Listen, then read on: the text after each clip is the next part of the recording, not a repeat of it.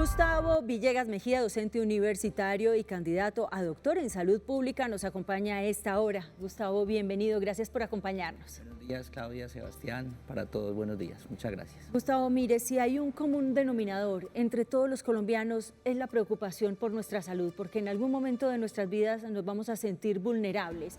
Y vemos con mucha preocupación la locución presidencial, donde anoche se evidenciaba la crisis que afronta actualmente nuestro sistema de salud. Viene de gobiernos anteriores, vimos videos donde esta situación no es nueva, pero ¿cuál es la situación actual? ¿Hay desabastecimiento de medicamentos? ¿No hay plata? ¿El gobierno no va a sacar de sus fondos para financiar a los privados? ¿Qué va a pasar y hacia dónde vamos? Bueno, entonces la idea es contextualizar un poco con relación a lo que es el tema de medicamentos. Lo primero es, debemos partir del hecho de que la salud es un derecho fundamental, constitucional, el cual debe ser protegido por el gobierno nacional o el Estado que esté ejerciendo justamente ese derecho.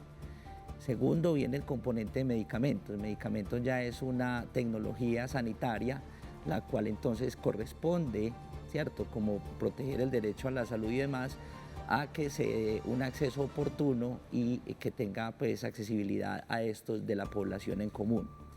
Pero dentro del tema de medicamentos pues está también lo que es el productor de medicamentos, que básicamente pues tiene de fondo también un interés particular y es la parte comercial y demás, y eso también va llevando como a crear como cierta información que de alguna manera va o de la parte de salud o de la parte comercial. Eso dentro del panorama. Entonces lo importante aquí es quién va a proteger o quién va a conservar ese derecho a la salud y el derecho al acceso a medicamentos. Doctor, pero ¿cuál es la realidad en este momento de Colombia? En realidad hubo un sabotaje con el tema, por ejemplo, de la insulina, hace parte de las políticas del gobierno nacional. ¿De quién es la responsabilidad? Ayer el presidente decía que el problema de salud no es de ahora, sino de años pasados. Eso es real, pero lo que está pasando ahora para muchos es mucho más grave que lo que pasaba anteriormente. ¿Cuál es su posición frente a la realidad del sistema de salud y especialmente de los medicamentos? Bueno, efectivamente es un tema que viene con un lastre importante, ¿cierto? No solo a nivel técnico y de avance, sino también a nivel económico, que tiene una carga. Ya escuchábamos cifras no solo del gobierno y de las personas del gobierno, sino también de entidades externas, ACEMI, las empresas sociales del Estado, un montón de agremiaciones, las cuales pues también de alguna forma vienen a justificar el por qué está esta problemática. Desabastecimiento de medicamentos, lo primero que hay que tener presente es que puede haber dos términos que se pueden confundir, es escasez y desabastecimiento. Y de pronto crea mucha sensibilidad, justamente por lo que tú mencionabas, Claudia, de que somos personas muy vulnerables, las personas que están recibiendo una atención, las personas que requieren de una atención, es lógicamente mucho más vulnerables, y eso pues causa de pronto mucha inquietud y mucho ruido de que no se puede acceder. Yo recuerdo hace mucho tiempo que las filas se venían haciendo no solo cuando no existían las EPS, sino en el Seguro Social, habían filas desde hace. Eso es una problemática que se viene dando desde hace tiempo, luego en los hospitales, en las clínicas, etcétera. ¿Qué es importante ahora tener presente? Como el foco, ¿cierto? Debemos enfocar esfuerzos, debemos aunar esfuerzos y sinergias, co-crear mesas de trabajo, realizar alianzas estratégicas y lo demás para algo que de pronto en algunos espacios ustedes han mencionado también, y personas que han pasado por este espacio, es soberanía sanitaria y soberanía farmacéutica. Eso con el COVID se vio y se reflejó justamente en nuestro sistema de salud, que es necesario crear desde el gobierno nacional una política que en el año 2012, ya con un documento COMPES oficializado, se venía trabajando por una política farmacéutica nacional.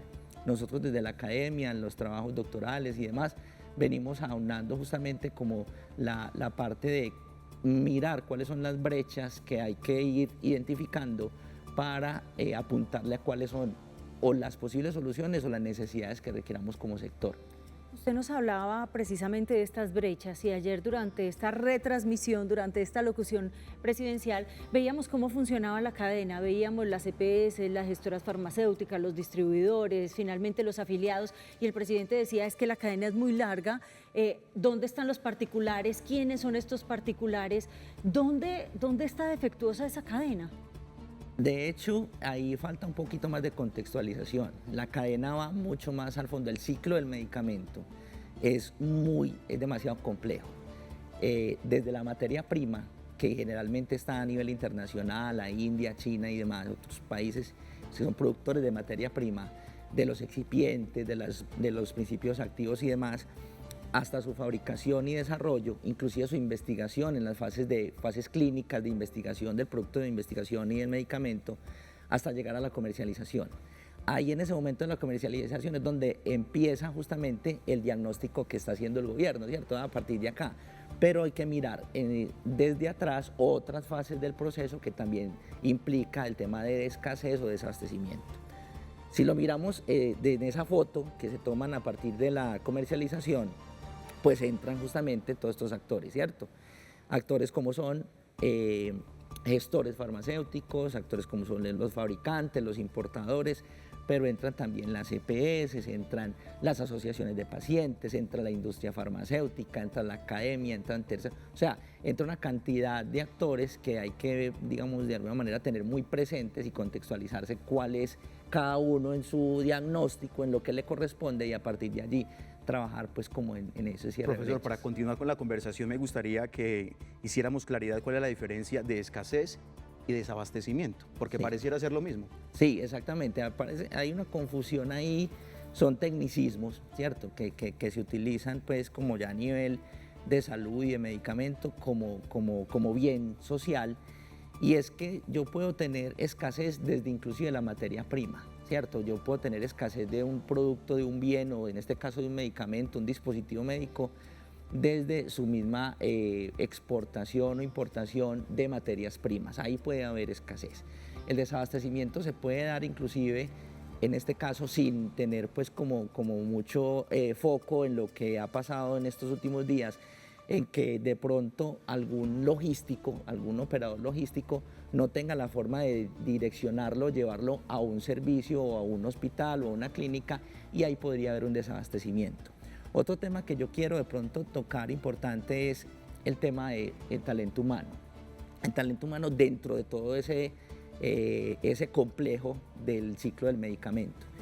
Y el talento humano es muy importante porque pues, de alguna manera uno puede sistematizar los inventarios y trabajar desde, inclusive ya ahora con inteligencia artificial y demás, pero los seres humanos somos los que alimentamos esos inventarios, ¿cierto? De alguna manera. Entonces, si de pronto está, digámoslo así, un poquito rezagado el tema de talento humano en las gestoras o en las distribuidoras y demás, recuerden que la limitación de recursos económicos y todo esto hace parte pues como del andamiaje del talento humano, y de alguna manera eso puede conllevar a que no haya una apropiada planificación del inventario y que pueda haber desabastecimiento. Entonces miren que van en dos vías como muy diferentes, y por eso el diagnóstico desde el trabajo doctoral que nosotros venimos realizando es importante. Pero nos tenemos que preocupar hoy, es decir, el panorama actual del país nos tiene que generar preocupación, especialmente por el tema de medicamentos, hablando de pacientes con enfermedades huérfanas y demás. El tema no radica no solo en el acceso a medicamentos, que es un punto coyuntural. Vemos cifras de 60-70% de tutelas solamente con el tema de medicamentos, que eso pues ya es alarmante. Pero yo creería que el discurso que se debe dar inclusive desde los entes reguladores y desde el gobierno es el llamado a una unión, ¿cierto? Más que de pronto de hacer un llamado a la alerta y a posibles, pues, digamos, complicaciones negativas que las vemos en el día a día, los que estamos en la calle, digámoslo así. Yo creería que el llamado es justamente como a moderar un poquito ese raciocinio, ¿cierto? Y si bien los entes reguladores, en este caso Ministerio, Instituto Nacional de Salud, Superintendencia, Gobernación, Inspección, Vigilancia y Control, le corresponde justamente esa función, ¿cierto? Yo creo que también ahí debe haber un tema de acompañamiento, ¿cierto? Y de mirar, bueno, en qué estamos fallando, lógicamente el tema radica en los 8 o 9 billones de pesos que hay de déficit, ¿sí? Y yo lo comparo más o menos como cuando uno va a pagar una tarjeta de crédito, pero usted paga la mitad de la cuota, entonces le queda la otra mitad de la cuota, sin pagar. Entonces eso va acumulando intereses, va acumulando cosas para los gestores, para las EPS, para todos esos actores que hay allí. Profesor, hablemos de este ejemplo que ponían ayer durante este Consejo de Ministros, el de Audiofarma. Este mayor proveedor de la nueva EPS, que es el que tiene un mayor volumen también de quejas por parte de sus afiliados, que tuvo una auditoría, que tuvo que pagar una multa cercana a los 300 millones de pesos, que tampoco fue una multa alta, pero que dicen que, según el presidente, que están acaparando los medicamentos y que ese también es una forma del sistema de llevar a una crisis. ¿Qué tan cierto es que se están escondiendo estos medicamentos? Bueno, lo primero, Audifarma pues es una gestora farmacéutica que ha sido muy responsable y muy, digámoslo así, oportuna en la entrega de sus medicamentos y sus servicios. Ellos son gestores farmacéuticos, a ellos les corresponde esa parte en ese ciclo del medicamento. Yo cuestiono mucho de pronto de alguna manera el pensar quién quisiera guardar medicamentos para no dárselo a la población, ¿no? O sea, o por qué, o de qué manera, o con qué objetivo. Eso pues estaría ahí en la mesa y sería un llamado. Desatar una crisis, generar muertes y llevar a un golpe de Estado, como lo dice. Sí, es un golpe de Estado, como lo dice el presidente. Exacto, pero entonces el tema aquí, Claudia y Sebastián, es no politizar el tema técnico, porque si politizamos el tema técnico, pues se nos convierte justamente en un debate que no radica en lo científico, en lo técnico, en lo epidemiológico. Se vuelve un caballito de batalla. Exactamente, entonces yo creería que aquí el llamado es justamente a ese, a todos los actores, ¿cierto? No radicalizarnos y justamente entrar a mirar eso.